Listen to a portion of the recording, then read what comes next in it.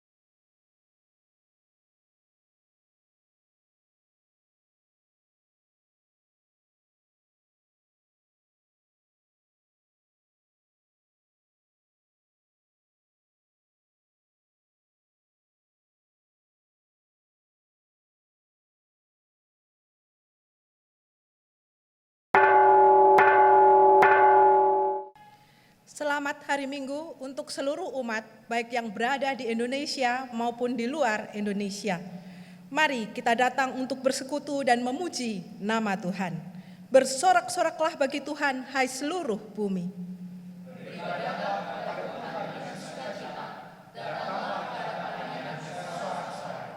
Ketahuilah bahwa Tuhanlah Allah. Dialah yang menjadikan kita dan dunia dialah kita, umatnya dan kawanan domba-dombaannya. Masuklah melalui pintu gerbangnya dengan nyanyian syukur. Ke dalam pelatanannya dengan puji-pujian, bersyukurlah kepadanya dan pujilah namanya. Sebab Tuhan itu baik, kasih setianya untuk selama-lamanya, dan kesetiaannya tetap turun-temurun.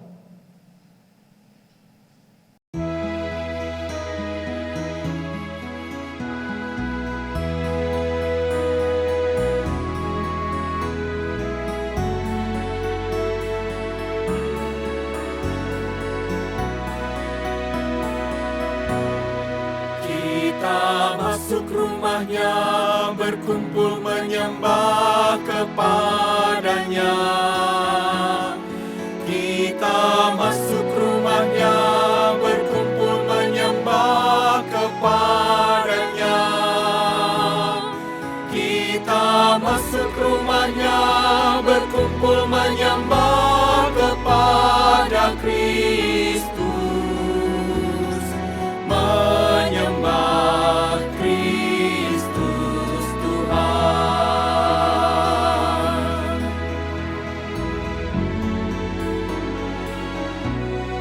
Lupakanlah dirimu, arahkan hatimu kepadanya. Lupakanlah dirimu, arahkan hatimu kepadanya.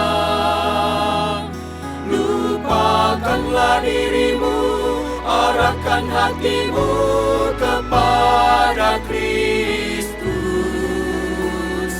Menyembah Kristus Tuhan.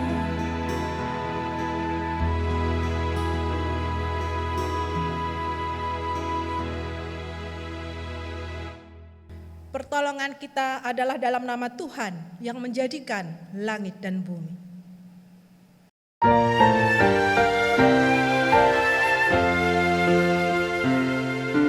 Amin, amin, amin, amin, amin.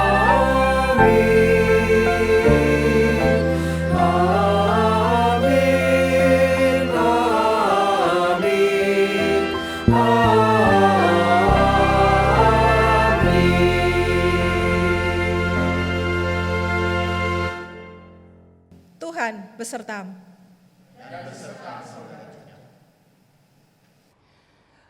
Bapak, Ibu, Saudara-saudara yang dikasihi oleh Tuhan Yesus Kristus, pada saat ini kita bersama-sama bersyukur dan bersuka cita karena kita semua merayakan hari ulang tahun Gereja Kristen Indonesia GKI yang ke-32 tahun. Kita pada saat ini merayakan ulang tahun GKI di tengah-tengah situasi yang sangat khusus. Karena pandemi COVID-19 ini menghadirkan gelombang perubahan dan juga gelombang persoalan yang begitu besar bagi umat manusia. Saya tentu tidak mau mengajak kita mensyukuri penderitaan.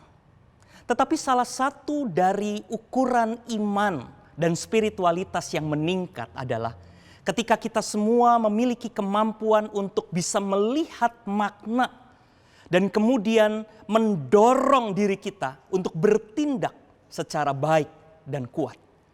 Upaya kita untuk menemukan makna di tengah-tengah konteks dan persoalan-persoalan kita secara positif. Dan kemudian menghadirkan tindakan-tindakan dan kreativitas untuk keluar dari persoalan. Tema dari hari ulang tahun Gereja Kristen Indonesia yang ke-32 tahun ini adalah GKI yang terus-menerus mau membaharui diri. Kita tidak akan pernah mungkin mampu membaharui diri ketika kita sendiri tidak mampu menemukan makna-makna yang kuat dan positif sekalipun di tengah-tengah persoalan-persoalan. Karena itu Bapak, Ibu, dan saudara-saudara yang dikasihi oleh Tuhan, kita semua saat ini diundang di tengah-tengah perenungan pada saat kita merayakan ulang tahun GKI. Kita semua diundang untuk kembali memeriksa bagaimana kita memahami Allah kita. Bagaimana gambaran Allah terbangun di dalam diri kita. Ini bukan hanya soal Allah yang mau hadir dan turut menderita di tengah-tengah umat manusia. Tetapi juga soal bagaimana Allah mengajak dan mengundang kita untuk ikut bersama-sama menghadirkan kehidupan, menghadirkan penciptaan yang baik, menghadirkan kekuatan di tengah-tengah berbagai macam persoalan. Pada saat ini kita semua diundang untuk melihat Allah yang mengajak kita bersama-sama ada di tengah-tengah kehidupan dan menghadirkan perbaikan-perbaikan. Disitulah kita akan menemukan tujuan-tujuan dan nilai-nilai hidup yang bisa mendorong kita menemukan makna-makna yang kuat. Barangkali kita perlu melakukan redefinisi pada tujuan gereja kita. Bagaimana kita memahami persekutuan, apa yang harus kita pahami tentang pelayanan, dan bagaimana kesaksian seharusnya kita tunjukkan. Kemampuan kita untuk memiliki nilai dan tujuan dan mendorong makna yang kuat di tengah-tengah konteks dan persoalan kita akan menghadirkan gereja yang mau dan bisa terus menghadirkan kebaikan di tengah-tengah umat manusia dan dunia.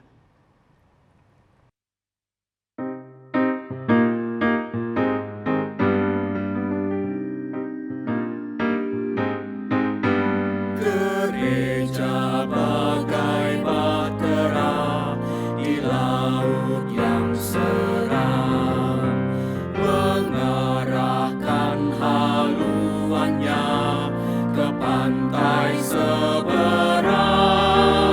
Mengamuklah samudera dan badai menderu, gelombang zaman menghempas yang sulit ditempuh.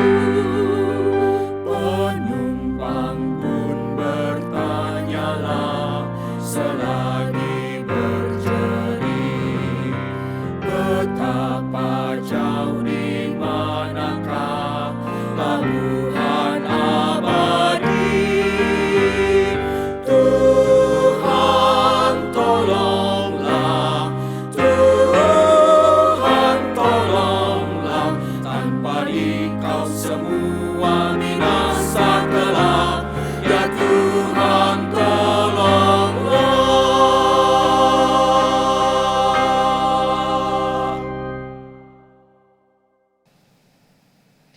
Samudera yang mengamuk tidak membuat gereja berhenti, namun tetap memberi arti. Meski berat, gereja harus terus menggeliat agar dunia beroleh berkat. Jika hanya berdiam diri, maka semua akan mati, baik diri pun dunia ini.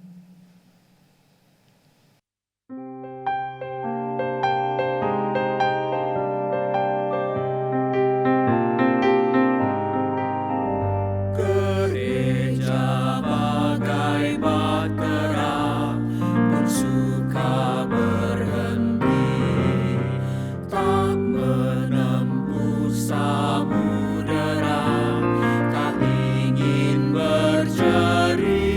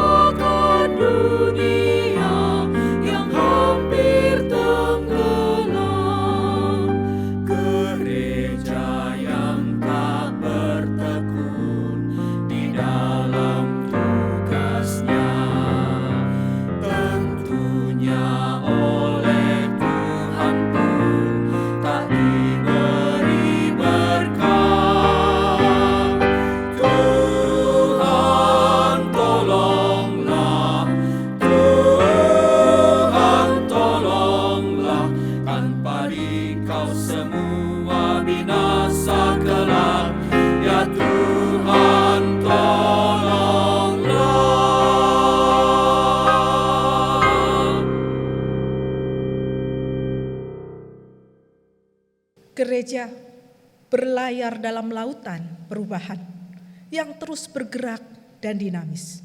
Semangat, kesungguhan, ketulusan, kerja keras adalah kekuatan dari dalam yang perlu terus dibangun.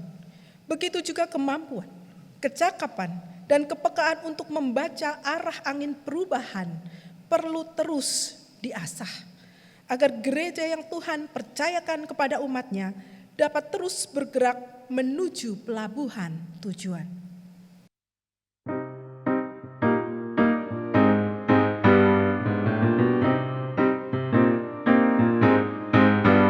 Gereja bagai bahtera diatur awaknya, setiap orang bekerja menurut tugasnya, semua satu padulah setia bertekun demi tujuan tunggalnya yang harus ditempuh. Roh Allah yang menyatukan, membina, membentuk di dalam kasih dan iman dan harap yang teguh. Tuhan tolonglah, Tuhan tolonglah, tanpa Dikau semua binasa kelak. Ya Tuhan tolonglah.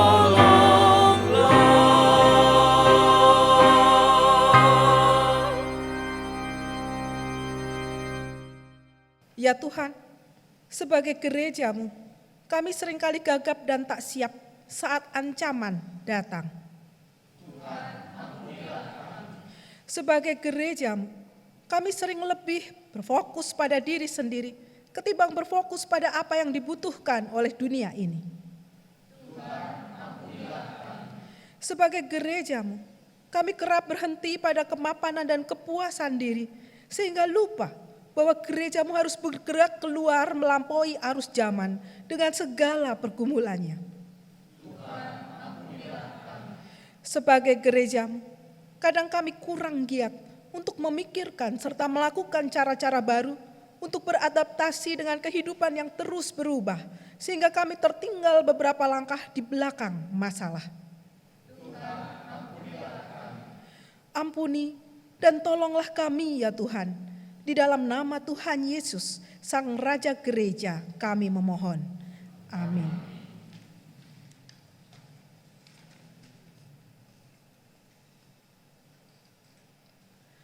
Aku akan menjemput kamu dari antara bangsa-bangsa dan mengumpulkan kamu dari semua negeri dan akan membawa kamu kembali ke tanahmu. Aku akan mencurahkan kepadamu air jernih yang akan mentahirkan kamu dari segala kenajisanmu dan dari semua berhala-berhalamu. Aku akan mentahirkan kamu. Kamu akan kuberikan hati yang baru dan roh yang baru di dalam batinmu. Dan aku akan menjauhkan dari tubuhmu hati yang keras dan kuberikan kepadamu hati yang taat. Demikianlah berita anugerah dari Tuhan.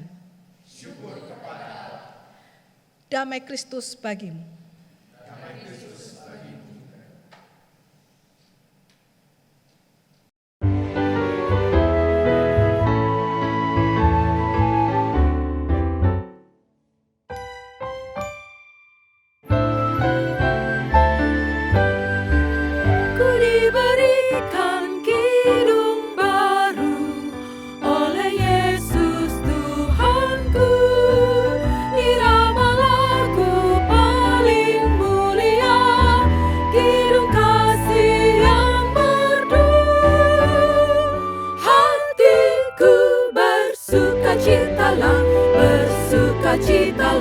Bersukacitalah, hatiku bersukacitalah di dalam Yesus Tuhanku.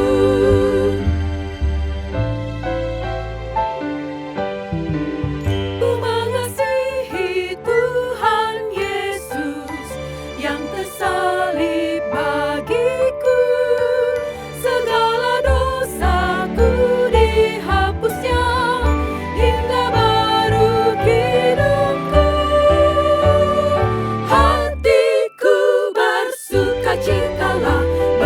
bersukacitalah, bersukacitalah.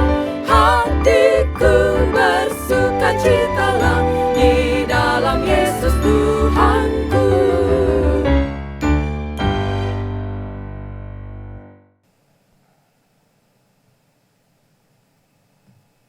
Silakan duduk. Mari kita berdoa. Ya Allah, Bapa kami yang penuh kasih, hati kami diliputi sukacita yang sangat besar. Karena kami tahu perjalanan kami sebagai gereja senantiasa ada dalam penyertaan, perlindungan, dan tuntunan Tuhan, Sang Kepala Gereja.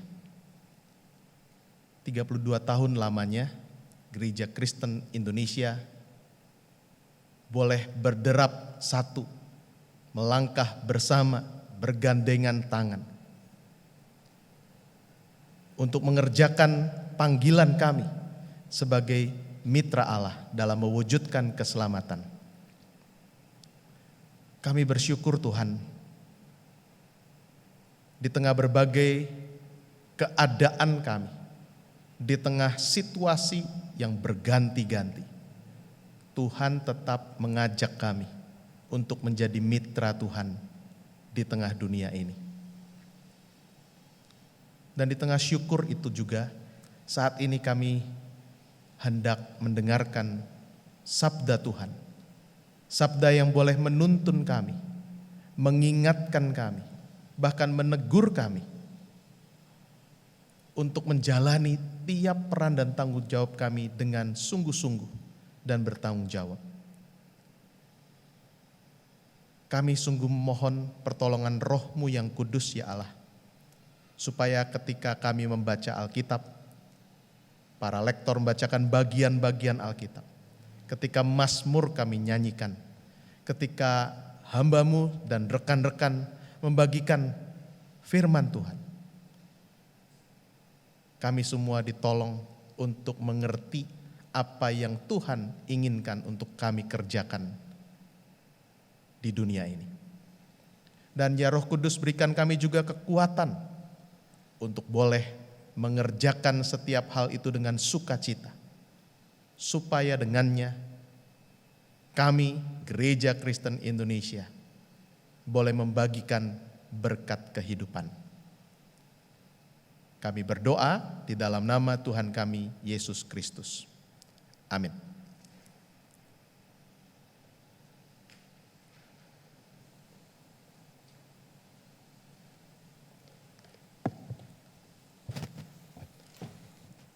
Bacaan pertama menurut Yesaya pasal 51 ayat 1 sampai 6. Dengarkanlah aku, hai kamu yang mengejar apa yang benar, hai kamu yang mencari Tuhan. Pandanglah gunung batu yang daripadanya kamu terpahat, dan kepada lobang penggalian batu yang daripadanya kamu tergali. Pandanglah Abraham bapa leluhurmu, dan Sarah yang melahirkan kamu. Ketika Abraham seorang diri, aku memanggil dia. Lalu aku memberkati dan memperbanyak dia. Sebab Tuhan menghibur Sion, menghibur segala reruntuhannya. Ia membuat padang gurunnya seperti Taman Eden, dan padang belantaranya seperti Taman Tuhan. Di situ terdapat kegirangan dan sukacita, nyanyian syukur dan lagu yang nyaring. Perhatikanlah suaraku, hai bangsa-bangsa, dan pasanglah telinga kepadaku, hai suku-suku bangsa. Sebab pengajaran akan keluar daripadaku, dan hukumku sebagai terang untuk bangsa-bangsa. Dalam sekejap mata keselamatan yang daripadaku akan dekat. Kelepasan yang kuberikan akan tiba, dan dengan tangan kekuasaanku aku akan memerintah bangsa-bangsa. Kepadakulah pulau-pulau menanti-nanti. Perbuatan tanganku mereka harapkan. Arahkanlah matamu ke langit, dan lihatlah ke bumi di bawah. Sebab langit lenyap seperti asap, Bumi memburuk seperti pakaian yang sudah usang, dan penduduknya akan mati seperti nyamuk. Tetapi kelepasan yang kuberikan akan tetap untuk selama-lamanya, dan keselamatan yang daripadaku tidak akan berakhir. Demikianlah sabda Tuhan. Syukur kepada Allah.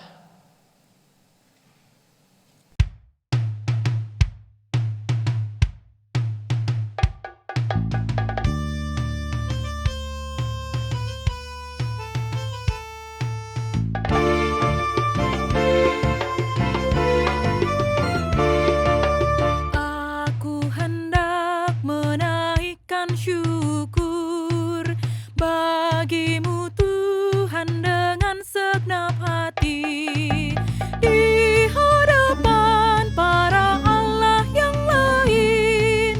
Ku kan bermazmur bagimu Tuhan. Aku hendak menaikkan syukur bagimu Tuhan dengan segenap hati di hadapan para Allah yang lain. Ku kan bermazmur bagimu Tuhan. Aku akan sujud menghadap ke bait kudus dan memuji Tuhan, agunglah namamu. Karena kasih-Mu juga karena setia-Mu, karena janji-Mu melebihi semesta. Aku hendak menaikkan syukur bagimu Tuhan dengan segenap hati di hadapan para Allah yang lain. Ku kan bermazmur bagimu Tuhan. Pada hari aku berseru kepadamu, ku yakin Engkau kan menjawab aku. Bahkan Kau tambahkan kekuatan baru, ya kekuatan baru dalam jiwaku. Aku hendak menaikkan syukur bagimu Tuhan dengan segenap hati di hadapan para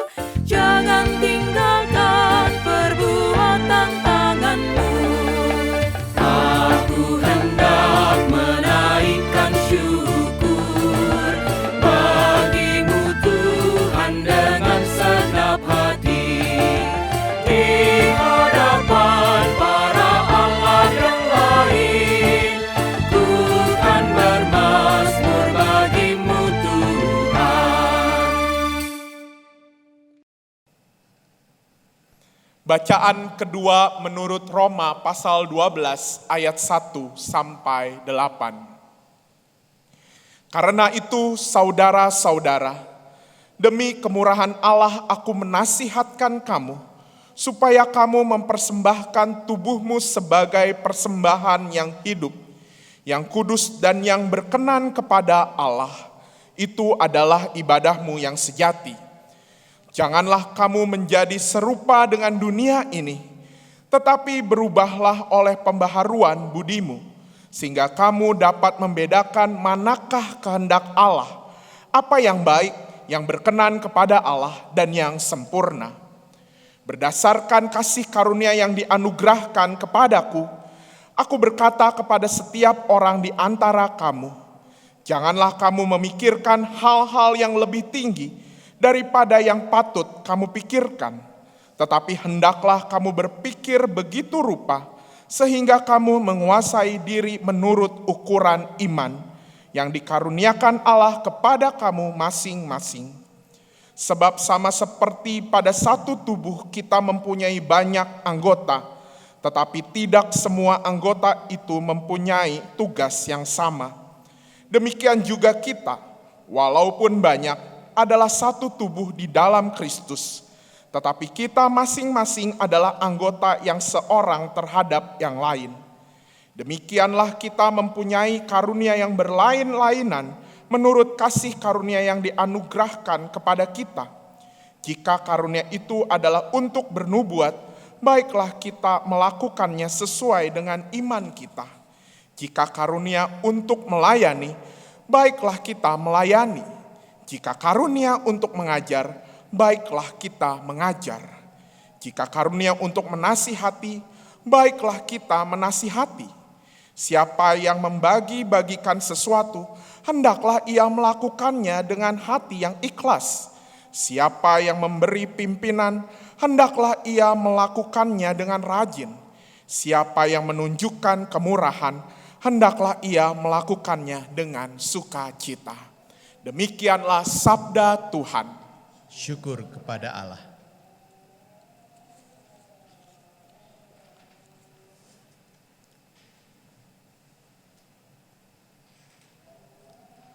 Injil Tuhan kita Yesus Kristus menurut Matius 16 ayat 13 sampai 20. Setelah Yesus tiba di daerah Kaisarea Filipi, ia bertanya kepada murid-muridnya, kata orang, siapakah anak manusia itu? Jawab mereka, ada yang mengatakan Yohanes Pembaptis, ada juga yang mengatakan Elia, dan ada pula yang mengatakan Yeremia atau salah seorang dari para nabi. Lalu Yesus bertanya kepada mereka, tetapi apa katamu? Siapakah aku ini? Maka jawab Simon Petrus, engkau adalah Mesias, anak Allah yang hidup. Kata Yesus kepadanya, berbahagialah engkau Simon bin Yunus, sebab bukan manusia yang menyatakan itu kepadamu, melainkan Bapa-Ku yang di sorga. Dan aku pun berkata kepadamu, engkau adalah Petrus, dan di atas batu karang ini aku akan mendirikan jemaatku, dan alam maut tidak akan menguasainya.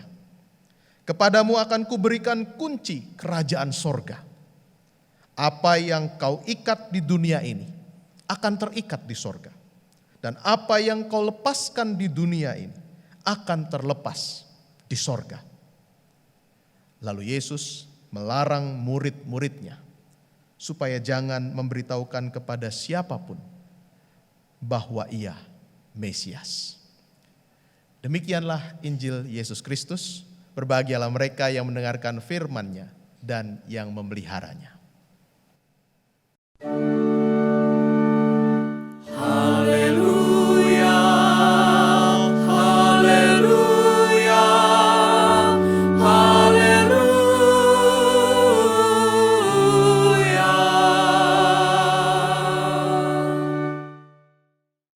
Silakan duduk.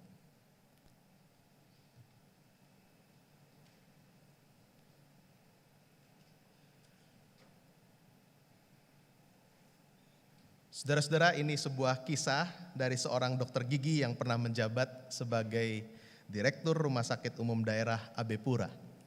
Namanya Dokter Gigi Aloysius Giai. Katanya hingga usia 14 tahun, Dr. Aloysius Giai ini masih mengenakan koteka. Tinggal di pedalaman Onago, Papua. Aloysius dan para kerabatnya tidak punya akses pada fasilitas pelayanan kesehatan, obat-obatan, dan tenaga medis.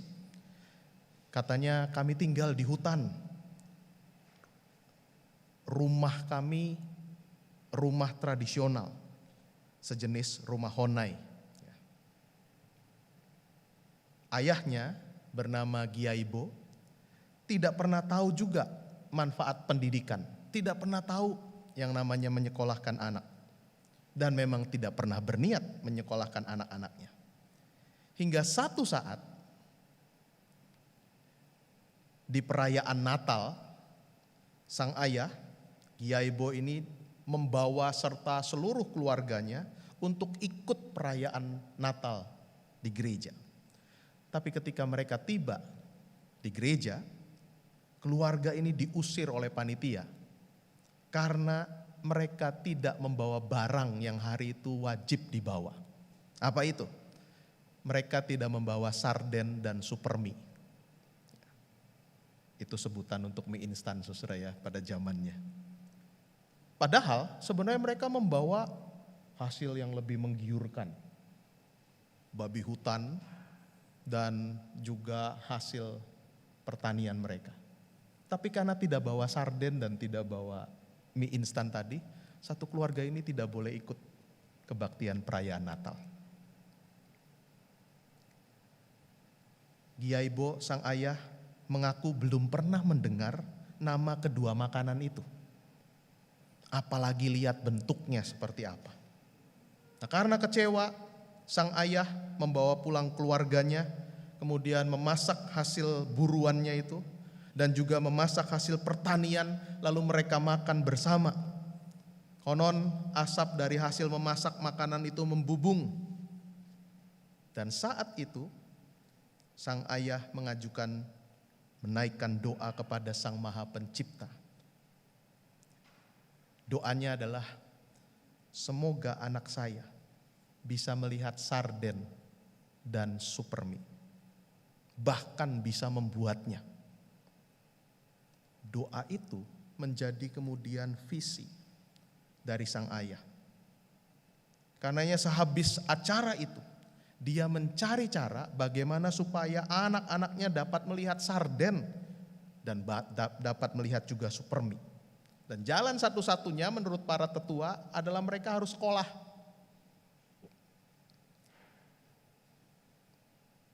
Sejak saat itu, sang ayah memaksa anak-anaknya untuk sekolah. Ada perubahan paradigma terjadi. Tadinya boro-boro mikirin pendidikan anak-anaknya. Ia pun memiliki mata-mata, bahkan sampai ada mata-mata. Katanya disebut alo sebagai intel untuk membantu mengawasi anak-anak ini pergi ke sekolah atau tidak. Supaya benar-benar dijamin anak-anaknya sampai ke sekolah dan belajar. Kalau tidak berangkat ke sekolah atau terlambat, katanya anak panah sudah menanti untuk ditancapkan ke kaki mereka. Sampai sebegitu rupanya. Dan itu sekelumit kisah seorang dokter gigi bernama Aloysius Giai yang kini menjabat sebagai Direktur Rumah Sakit Umum Daerah di Jayapura. Ya.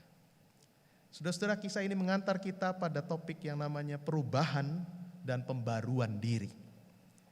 Perubahan pola pikir dari sang ayah ternyata kemudian membawa dampak perubahan yang sangat besar di dalam keluarganya. Seorang sastrawan peraih hadiah Nobel kesusastraan bernama George Bernard Shaw pernah berkata, "Progress is impossible without change, and those who cannot change their minds cannot change anything." Kemajuan itu mustahil tanpa adanya perubahan. Dan mereka yang tidak dapat mengubah pola pikirnya, tidak mengubah apapun. Saudara-saudara, perubahan itu sejatinya adalah sesuatu yang ada dalam diri kita. Ada dalam diri makhluk hidup atau organisme.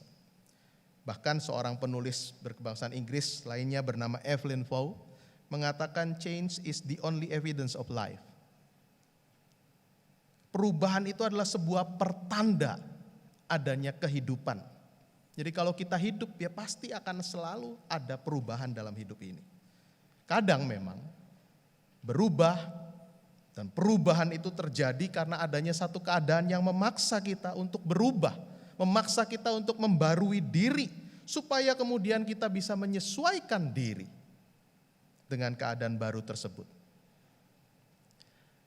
Pandemi COVID-19 yang sudah berlangsung hampir 6 bulan ini juga memaksa banyak pihak untuk berubah. Perubahan terjadi kemudian dalam diri kita pribadi demi pribadi. Perubahan juga terjadi dan kita alami di tengah keluarga kita. Perubahan juga terjadi di tengah kehidupan berjemaat, bergereja kita. Dan juga perubahan terjadi di tengah masyarakat kita. Gereja-gereja, termasuk di dalamnya Gereja Kristen Indonesia, juga mengalami perubahan itu di tengah masa pandemi ini. Cara kita beribadah, kegiatan-kegiatan gerejawi, rapat-rapat kita berubah. Mindset kita juga berubah. Ada banyak kebiasaan lama kita yang kemudian juga harus diubah. Supaya kemudian menyesuaikan diri dengan keadaan baru ini. Namun sekalipun pandemi ini memaksa kita berubah, perubahan itu tidak kita jalani dengan terpaksa. Nah ini bedanya saudara ya. Sekalipun pandemi ini memaksa kita berubah, tapi perubahan ini tidak kita jalani dengan terpaksa. Tapi kita jalani sebagai bentuk memang kita mau senantiasa membarui diri supaya kehadiran kita sebagai gereja Tuhan, sebagai mitra Allah dapat tetap relevan, dapat tetap signifikan, dan dapat tetap berdaya guna buat sekeliling kita. Karenanya tema ibadah dalam rangka hari jadi, hari ulang tahun ke-32 Gereja Kristen Indonesia saat ini, GKI yang terus membarui diri menjadi relevan di tengah masa pandemi saat ini. Hal ini sejalan dengan teks bacaan kita hari ini. Ya, benar Pendeta Dhani Purnama. Saudara-saudara, jika kita melihat bacaan kita dalam surat Rasul Paulus kepada jemaat di Roma, dalam Roma pasal 12 ayat 2, dikatakan oleh Rasul Paulus kepada kita, janganlah kamu menjadi serupa dengan dunia ini, tetapi berubahlah oleh pembaharuan budimu. Saudara-saudara, nasihat Rasul Paulus ini sangat relevan. Karena kalau kita mencoba melihat di dalam Roma pasal 1 ayat 18 sampai dengan ayat 32, di sana kita melihat dengan sangat jelas situasi masyarakat pada waktu itu, situasi dunia pada saat itu. Ada kefasikan dan kelaliman, penindasan dan akan kebenaran, menyembah berhala, mencemarkan tubuh, jatuh pada hawa nafsu, tidak mengakui Allah, dan kejahatan-kejahatan lainnya. Di tengah dunia yang seperti ini, Rasul Paulus menasehatkan kepada pengikut Kristus untuk tidak menjadi serupa dengan dunia.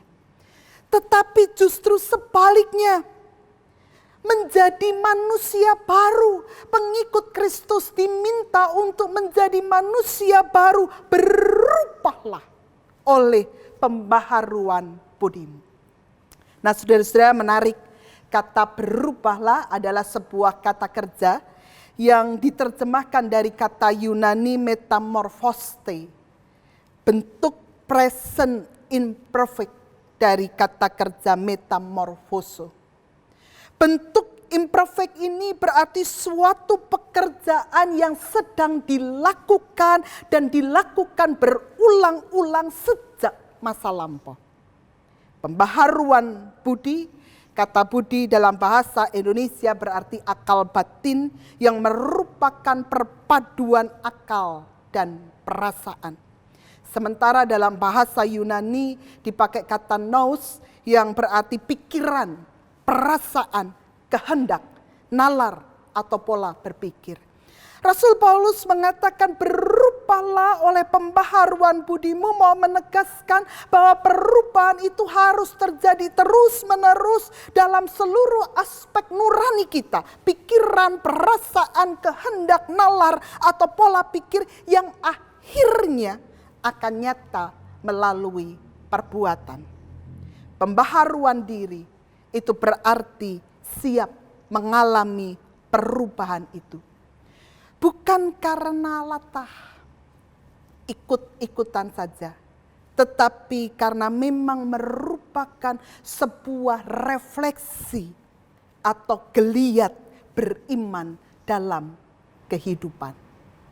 Selamat ulang tahun ke-32 Gereja Kristen Indonesia. Amin. Dalam bacaan hari ini, setelah pengakuan Simon Petrus tentang siapa Yesus, sang guru kemudian berkata, "Engkau adalah Petrus, dan di atas batu karang ini aku akan mendirikan jemaatku."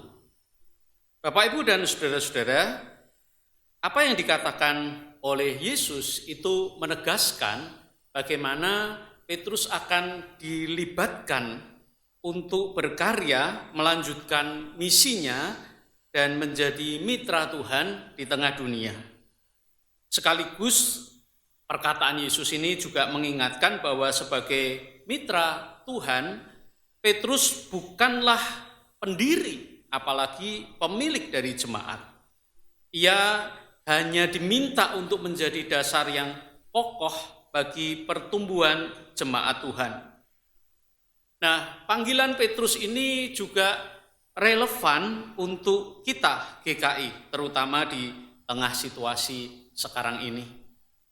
Keprihatinan yang ada di sekitar kita seharusnya juga menjadi keprihatinan GKI. Sama seperti setiap kegembiraan yang ada di sekitar kita seharusnya juga menjadi kegembiraan GKI.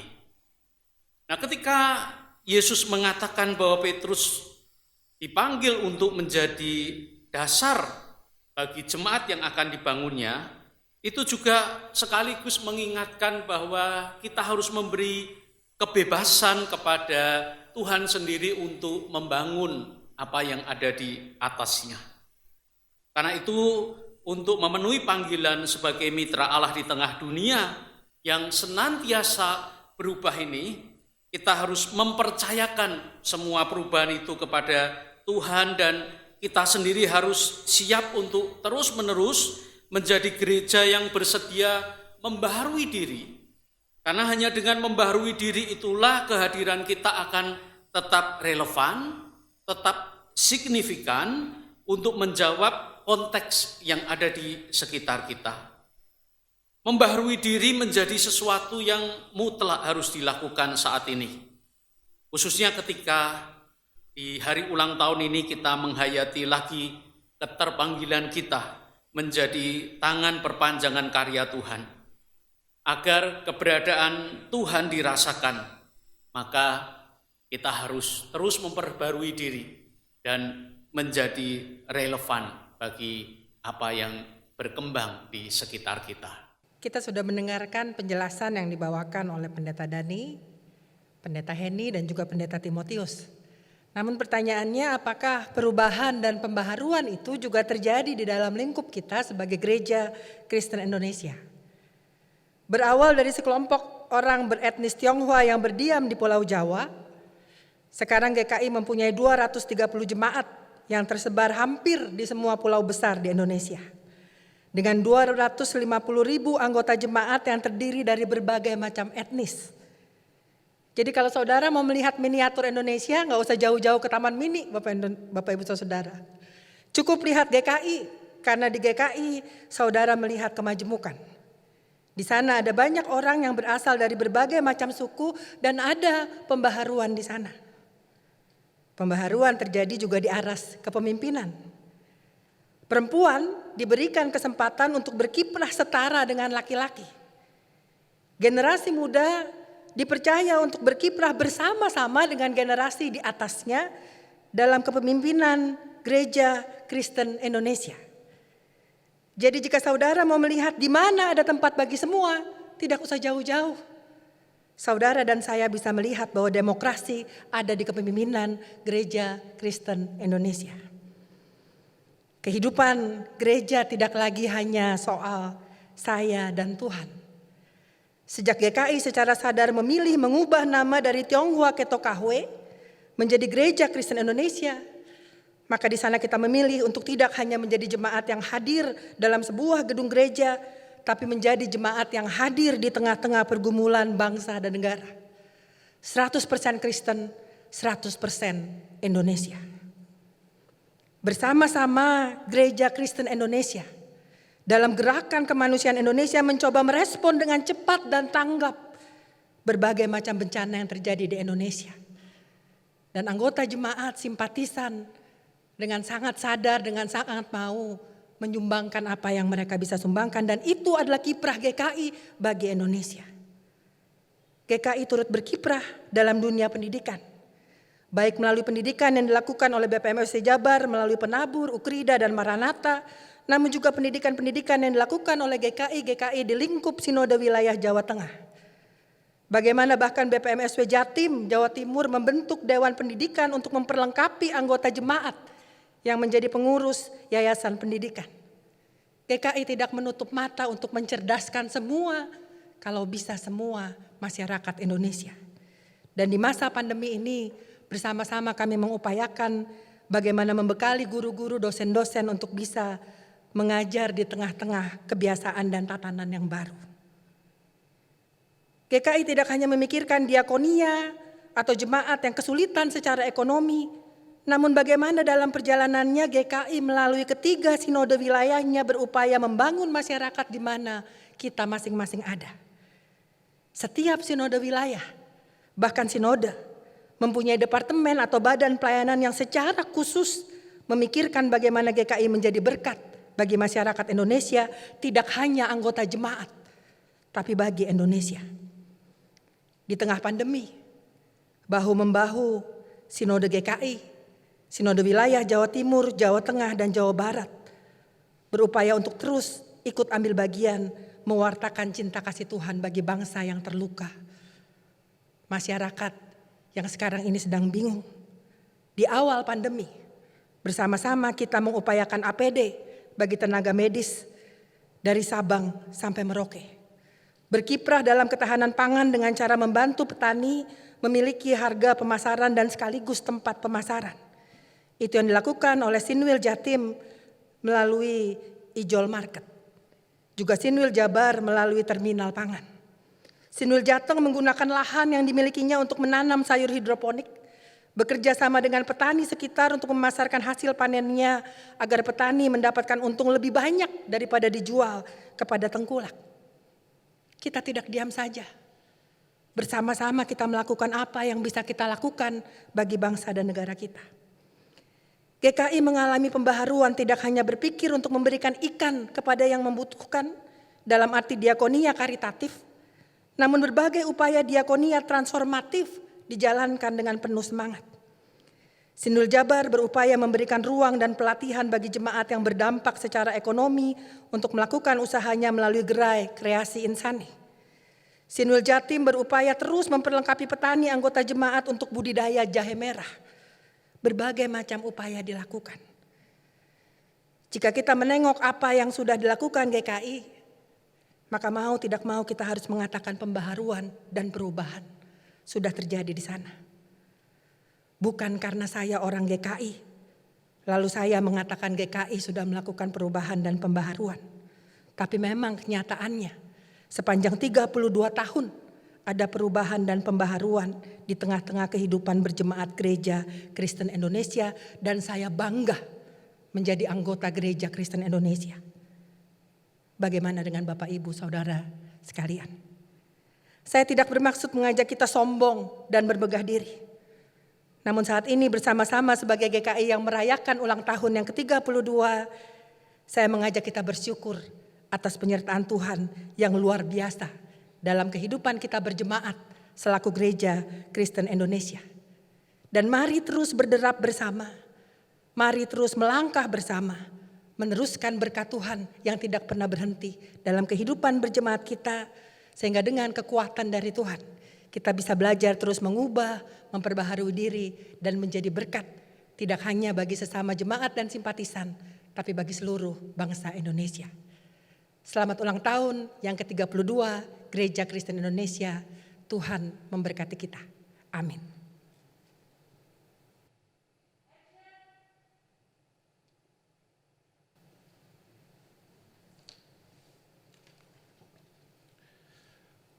Marilah kita bersama dengan umat Allah di masa lalu, masa kini, dan masa depan mengingat janji baptisan kita dengan mengikrarkan pengakuan iman rasuli. Aku percaya kepada Allah, Bapa yang Maha Kuasa, Khalik langit dan bumi, dan kepada Yesus Kristus, anaknya yang tunggal Tuhan kita, yang dikandung dari Roh Kudus, lahir dari anak darah Maria, yang menderita sengsara di bawah pemerintahan Pontius Pilatus, disalibkan, mati dan dikuburkan, turun ke dalam kerajaan maut. Pada hari yang ketiga, bangkit pula di antara orang mati, naik ke surga, duduk di sebelah kanan Allah, Bapa yang Maha Kuasa, dan dari sana ia akan untuk menghakimi orang yang hidup dan yang mati. Aku percaya pada Roh Kudus, gereja yang kudus dan am, persekutuan orang kudus, pengampunan dosa, kebangkitan orang mati, dan hidup yang kekal. Amin.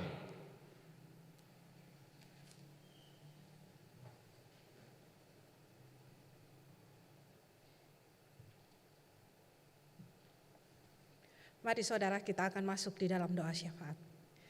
Kami mengucap syukur di tengah hari ulang tahun GKI ke-32 ini, bersama-sama sebagai jemaat Tuhan yang terdiri dari 230 jemaat, dari Jambi hingga Denpasar, dari Kalimantan hingga Cilacap. Kami menyadari ya Bapa, semua karena kasih karunia Tuhan. Kami patut bersyukur, teguhkan dan kuatkan kami.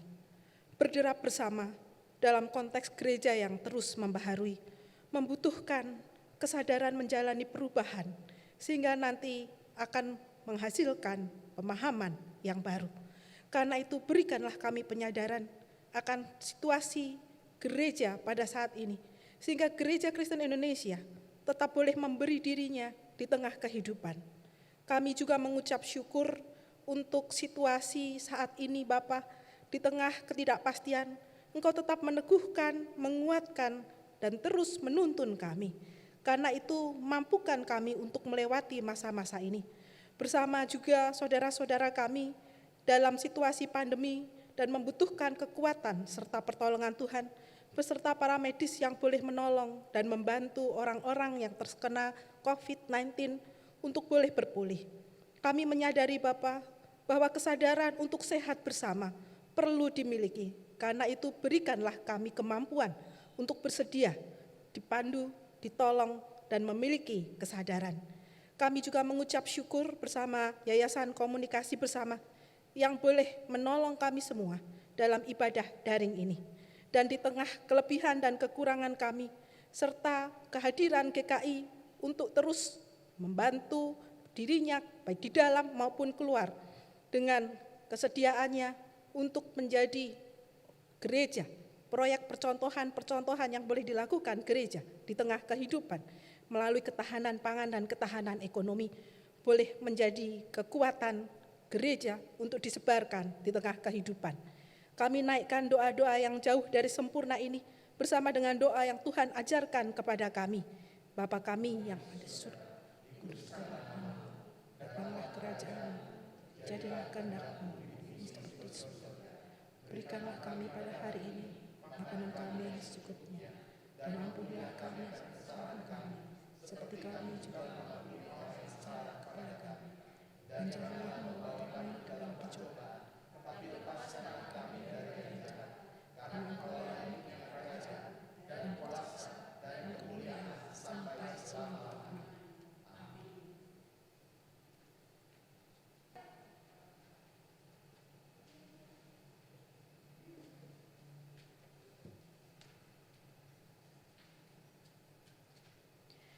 Sekalipun pohon ara tidak berbunga, pohon anggur tidak berbuah, hasil pohon zaitun mengecewakan. Sekalipun ladang-ladang tidak menghasilkan bahan makanan, kambing domba terhalau dari kurungan, dan tidak ada lembu sapi dalam kandang. Namun aku akan bersorak-sorak di dalam Tuhan, beria-ria dalam Allah yang menyelamatkan aku. Allah Tuhanku itu kekuatanku. Ia membuat kakiku seperti kaki rusa. Ia membiarkan aku berjejak di bukit-bukitku. Saudara dapat mengirimkan atau mentransfer persembahan saudara ke gereja saudara masing-masing. Persembahan juga dapat dikumpulkan di dalam amplop untuk kemudian dibawa ke gereja pada saat kita bisa kembali beribadah di gedung gereja.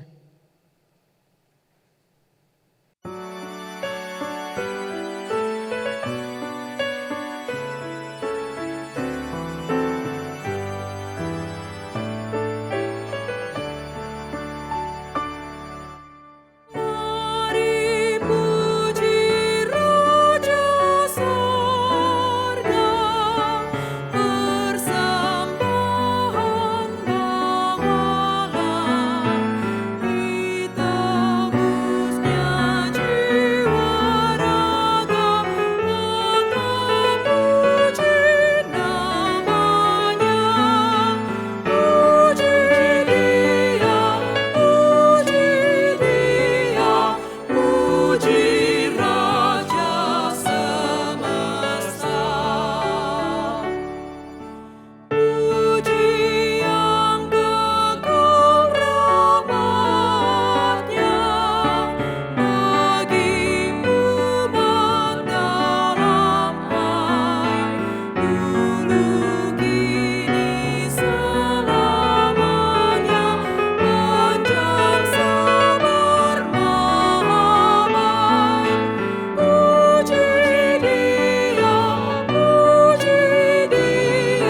yang setianya ajar.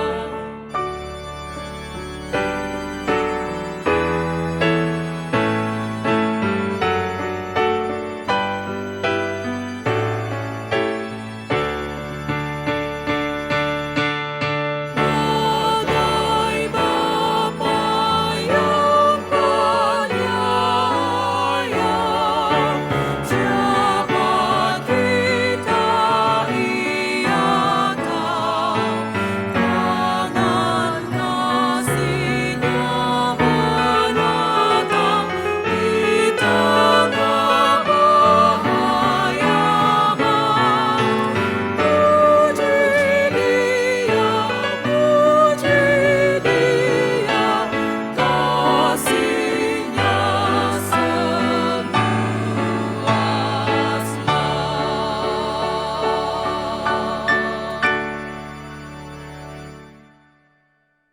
Mari kita berdoa. Ya Allah yang Maha Pengasih, nyata bagi kami bahwa Engkau adalah Allah yang penyayang. Tangan kasih-Mu selalu mengulurkan berkat, walau jalan hidup kami penuh bahaya dan berat. Kami bersyukur untuk kasih sayang-Mu melalui persembahan yang kami bawa hari ini. Kiranya persembahan ini dapat gereja kelola dengan bijak, agar gereja menjadi saluran berkat dan membarui dunia dengan kasih-Mu yang luas. Di dalam nama Kristus kami berdoa. Amin.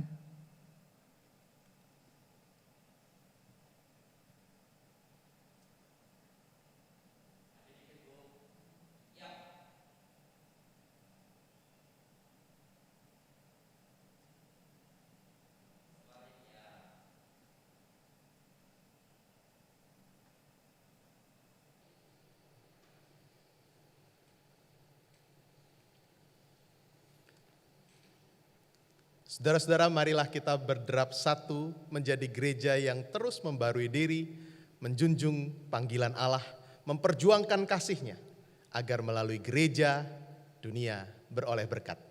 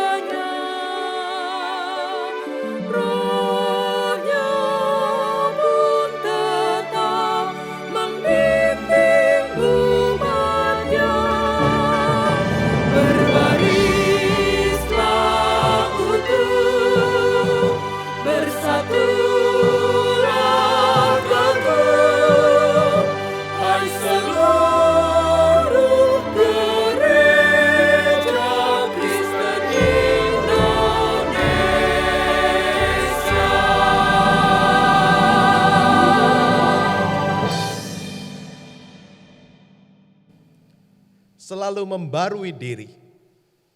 Itulah cara kita sebagai gereja Tuhan untuk tetap relevan menjawab panggilan kita di dunia. Untuk terus memberi arti, kita perlu beradaptasi dengan situasi dan bersinergi dengan segenap potensi.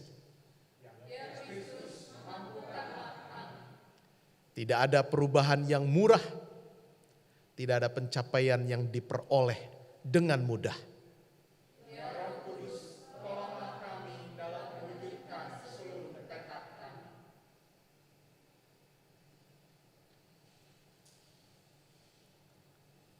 Tuhan memberkati engkau dan melindungi engkau. Tuhan menyinari engkau dengan wajah-Nya dan memberi engkau kasih karunia. Tuhan menghadapkan wajah-Nya kepadamu dan memberi engkau damai sejahtera.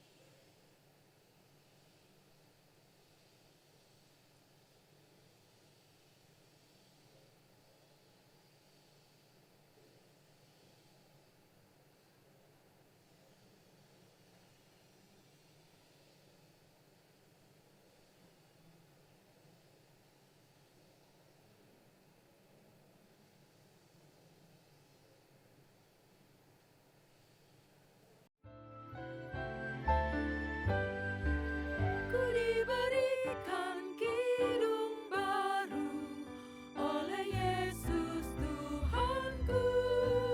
Irama lagu paling mulia, kidung kasih yang merdu. Hatiku bersukacitalah, bersukacitalah, bersukacitalah.